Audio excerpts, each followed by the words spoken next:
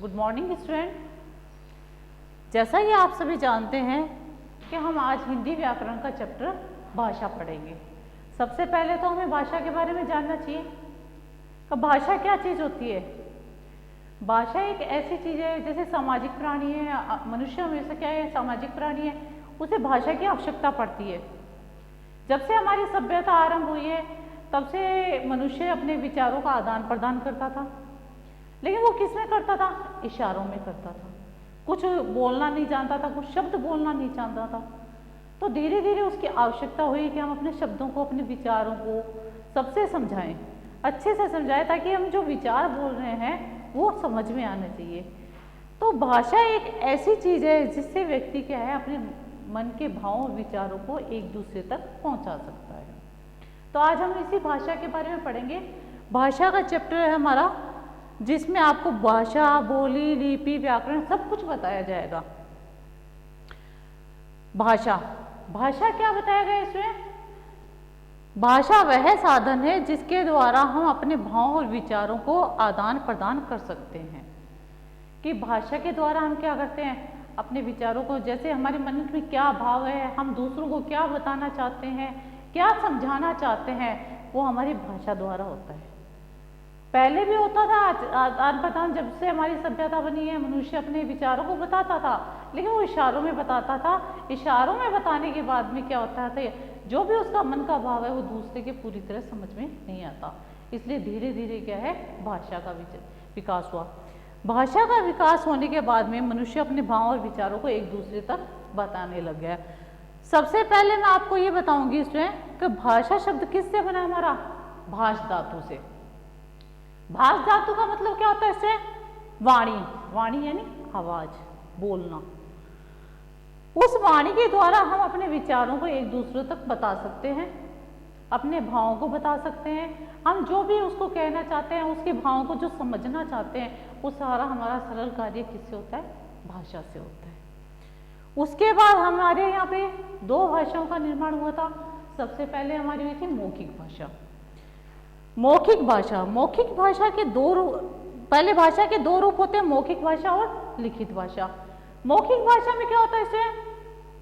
मौखिक भाषा में जैसे है, हम अपने विचारों को बोल के बताते हैं और सामने वाला व्यक्ति उसको सुनकर समझता है, तो वो हमारी क्या कहलाती है? मौखिक भाषा है। जैसे है इसमें कहानी सुनाना, वाद विवाद प्रतियोगिता करना, किसी से बातचीत करना। पहले जैसे आपने सुना होगा कि बड़ी औरतें थी, दादी थी, घर में नानी थी, कहानियाँ सुनाती थी, कहानियाँ सुनाती थी, बच्चे उन कहानियों को समझते थे। एक छोटा सा बच्चा होता है जिसको लिखना पढ़ना कुछ नहीं आता, लेकिन वो उस मौखिक भाषा को सुन के उनके विचारों को समझ सकता है। तो मौखिक भाषा में क्या होता है इसमें? जिसमें मौखिक भाषा में वक्ता अपनी बात बोलकर समझाता है। जैसे मैं अभी आपको बोल रही हूँ, आप मेरी बात सुन रहे हो, सुन के समझ रहे हो, ये हमारी क्या कहलाती है? मौखिक भाषा। जिसमें श्रोता क्या होता है? सुनकर समझता है। जैसे श्रोता, श्रोता जो भी अभी मेरी बात सुन रहा है वो क्या होता है? श्रोता। मैं क्या हूँ? मैं अभी क्या हूँ? मैं वक्ता हूँ। और आप क्या हो? जो मेरी बात सुन रहा है वो क्या है? श्रोता है। श्रोता यानी सुनने वाला व्यक्ति।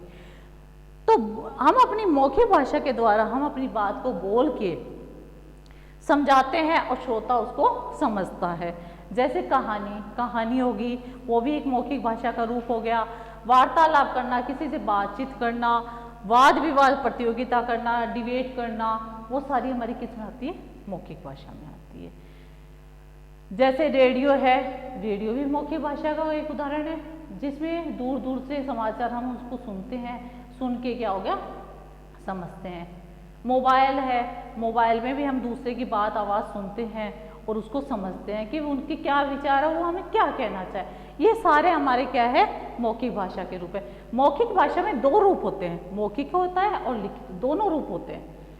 मौखिक भाषा में जहाँ हम आवाज़ सुनते हैं वो हमारा मौखिक रूप हो गया, और जैसे आजकल व्हाट्सएप वगैरह आते हैं या जो भी मैसेज लिखाता है वो लिखित रूप कहलाते हैं। तो इससे आपको समझ में आ गया होगा मौखिक भाषा क्या होती है। उसके बाद में आती है हमारी लिखित भाषा। लिखित भाषा में क्या होता है इसमें? लिखित भाषा में एक व्यक्ति अपनी बात को कहता है और उसे पढ़कर दूसरा व्यक्ति उसे समझता है। जैसे हमारे पुराने साहित्य है, अब आज भी आपको रामायण है, महाभारत है, इनका नॉलेज कैसे मिल रहा है?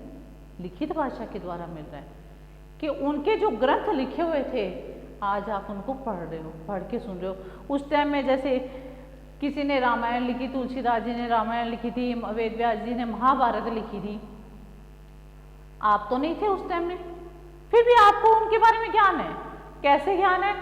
क्योंकि आप उनके जो ग्रंथ है, साहित्य है, जो कहानियां हैं, जो भी उस समय के थे, जो भी व्यू रचना उनकी थी, जो भी उनका जो भी पार्ट्स होता था, वो उनको समझ के, उनको आप पढ़ के समझ रहे हो। तो ये लिखित भाषा का रूप है कि हमें साहित्य का ज्ञान हो जाता है। कई है वैज्ञानिकों ने साइंस का प्रयोग किया था, नए नए आविष्कार किए थे। उन्होंने क्या हुआ, सारा अपना जो है लिखित में लिख दिया था। लिखित में लिखने के बाद में क्या है, आज हम उन्हीं किताबों को पढ़ के हम अपनी जानकारियों को हासिल करते हैं। उससे जानकारी लेने के बाद में हम नए नए प्रयोग करते हैं, कुछ और ज़्यादा उसको पढ़ के अपना कुछ और ज्ञान लगा के या उसको कुछ और ज़्यादा समझ के हम नए नए साइंस का आविष्कार करते हैं। तो ये हमारी लिखित भाषा का रूप कहलाता है इसमें कि हम दूसरों के विचारों को पढ़ के समझते हैं और पढ़ के समझने के बाद में उन विचारों को समझते हैं। उसके बाद में स्टूडेंट आता है हमारी मातृभाषा। मातृभाषा क्या होती है? वह भाषा जिसे बच्चा सबसे पहले अपनी माँ तथा परिवार से सीखता है। माँ तथा परिवार से सीखना है यानी बच्चे की सबसे पहली पाठशाला कौन होती है? बच्चे की सबसे पहली पाठशाला होती है उसकी माँ। माँ उसे सब कुछ सिखाती है, बोलना सिखाती है, हर चीज़ को समझना सिखाती है, हर चीज़ को कि ये चीज़ क्या है वो माँ से ही सीखता है। आपने देखा है स्कूल में छोटा सा एक बच्चा आता है, वो कभी पढ़ा हुआ नहीं है, कभी उसने समझा नहीं है, लेकिन फिर भी उसको सब कुछ मालूम होता है कि ये क्या है, ये एक पुस्तक है, ये कप है, ये मेरा बैग है, ये मेरी बोतल है। तो ये सारी चीज़ें किससे सीख के आता है? वो अपनी माँ से।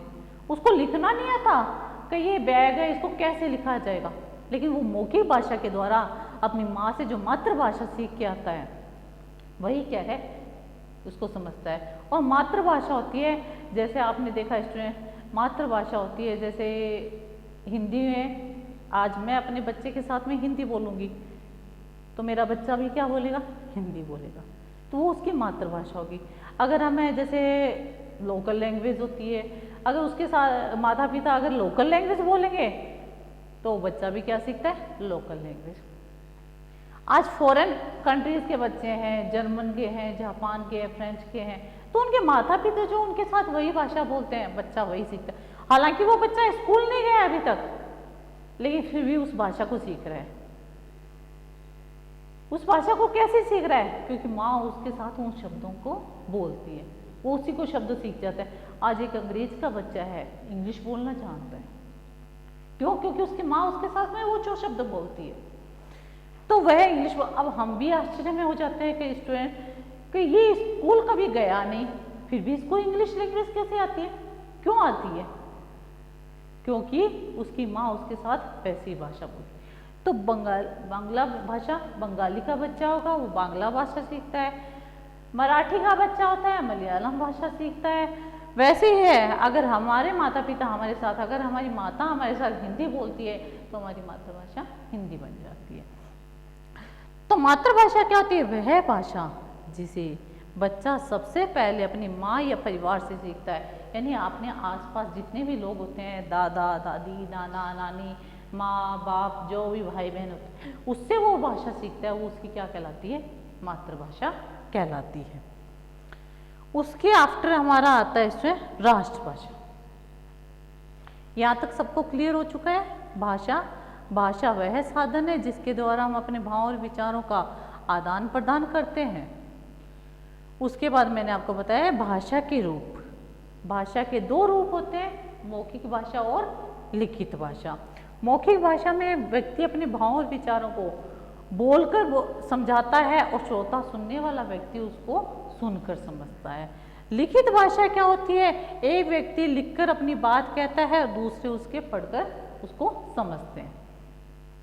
मातृभाषा भी वही होगी, वह भाषा जिसे बच्चा सबसे पहले अपनी माँ तथा परिवार से सीखता है, वही हमारी मातृभाषा हो जाती है। आपने देखा है कई तरह के बच्चे होते हैं, अलग अलग भाषाएं बोलते रहते हैं, अलग अलग भाषाएं बोलते हैं, तो वो सारी उनकी मातृभाषाएं होती है, क्योंकि जिस परिवार के अंदर वो रहते हैं, जिस सोसाइटी में रहते हैं, जिस एरिया में रहते हैं, बच्चा उसी भाषा को जल्दी कैच करता है, तो वह उसकी क्या कहलाती है, मातृभाषा कहलाती है।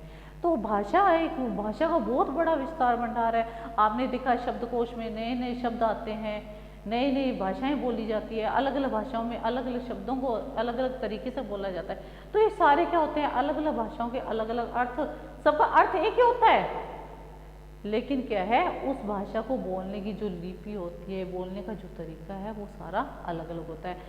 तो हर जगह की अपनी अपनी भाषा होती है। हमारे संविधान में कितनी भाषाओं को मान्यता मिली हुई है, 22 भाषाओं को मान्यता मिली हुई है, कि 22 भाषाएं ऐसी हैं जिसको हर व्यक्ति बोल और समझ सकता है और हम उसका प्रयोग कर सकते हैं। उसके बाद आती है हमारी राष्ट्रभाषा। राष्ट्रभाषा का अर्थ क्या होता है, संपूर्ण राष्ट्र की भाषा। जैसे हमारा भारत है, भारत में हमारी कौन सी सबसे ज्यादा भाषा बोली जाती है, हिंदी भाषा। तो हिंदी भाषा है हमारे यहाँ भारतीय 70% जितने भी भारतीय 70% लोग हैं वो हमारी क्या बोलते हैं, हिंदी भाषा का प्रयोग करते हैं। वह भाषा जो एक देश के अधिकतम लोगों द्वारा बोली और पढ़ी और लिखी जाती है, समझी जाती है, वो हमारी क्या कहलाती है, राष्ट्रभाषा कहलाती है। प्रत्येक राष्ट्र की अपनी अपनी एक भाषा होती है। जैसे फ्रांस की फ्रेंच होती है, जापान की होती है, जर्मन की जर्मन होती है, जापान की जापानी भाषा होती है। सब राष्ट्र की अपनी अपनी भाषाएं होती है। तो ये भाषाएं क्या होती है, इन भाषाओं के द्वारा क्या होता है, व्यक्ति, वहाँ के लोग आपस में विचार विमर्श करते हैं, एक दूसरे से बात करते हैं, वो सारी किससे सीखी जाती है, अपनी राष्ट्रभाषा से। हमारे यहाँ जो 70% लोग हैं वो हिंदी भाषा को समझ सकते हैं और बोल सकते हैं। आपने देखा है अभी तक हमारी हिंदी भाषा को मान्यता नहीं मिली है, लेकिन राजभाषा के रूप में हमारी हिंदी भाषा को माना जाता है। क्यों माना जाता है, क्योंकि जितने भी हमारे राजकाज के कार्य होते हैं वो किस में होते हैं, हमारी हिंदी भाषा में होते हैं। तो इसमें राष्ट्रभाषा का अर्थ होता है संपूर्ण राष्ट्र की भाषा है। हमारी इंडिया की, हमारी भारत की कौन सी भाषा है, हमारी हिंदी भाषा है। और हिंदी भाषा को ही हम क्या समझते हैं, बोलते हैं और समझते हैं। और इसका भी क्या है, लिखित रूप और मौखिक रूप दोनों होते हैं। आपने देखा है कई कार्यालय, हमारे सरकारी कार्यालय है, जो भी विभाग होते हैं उसमें हम एप्लीकेशन वगैरह जो भी है लिख कर देते हैं, वो हिंदी भाषा में ही ज़्यादातर लिख के देते हैं, और बोलते हैं तो भी हिंदी भाषा ही बोलते हैं। तो ये सारी हमारी क्या होती है, हमारी भाषा के रूप बताए गए हैं इसमें। अब मौखिक भाषा ज़्यादातर लोगों कौन सी प्रयोग में करते हैं, मौखिक भाषा करते हैं। क्यों, क्योंकि लिखित भाषा की आवश्यकता तो हमें कहाँ होती है, जब अपनी जैसे है, आपको किसी को दूर बैठे हैं लोग, उनको अपनी बात समझाना है, पत्र लिखना है, पत्र के द्वारा हम क्या है, लिखित भाषा को दूसरों तक पहुंचा सकते हैं। लेकिन अगर हमारे आमने सामने जो व्यक्ति होता है उसको हम बोल के ही समझा सकते हैं, बोल के, लिख के भी समझा सकते हैं, ऐसी बात नहीं है। लेकिन हमारे ज़्यादातर प्रयोग किस में होता है, हमारे बोलने में होता है। तो कहानी बोलना है, भाषण देना है, वार्तालाप करना है, किसी से विचार विमर्श करना है। आज आपने देखा है कि कोई क्वेश्चंस होते हैं, हम बोलते हैं, सामने वाला व्यक्ति उसको सुन के समझता है।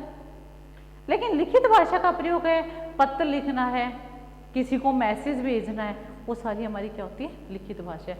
आज आपके पास दूर दूर से मैसेज आ जाते हैं, आप अपने घर पे बैठे हो, आप हजारों किलोमीटर दूर से मैसेज आ जाते हैं, आप उसको कैसे समझते हो, पढ़ के समझ सकते हो, पढ़ के समझ सकते हो, आपको हर मैसेज मिल जाता है उसका, तो वो हमारी क्या कहलाती है, लिखित भाषा कहलाती है। Okay, thank you.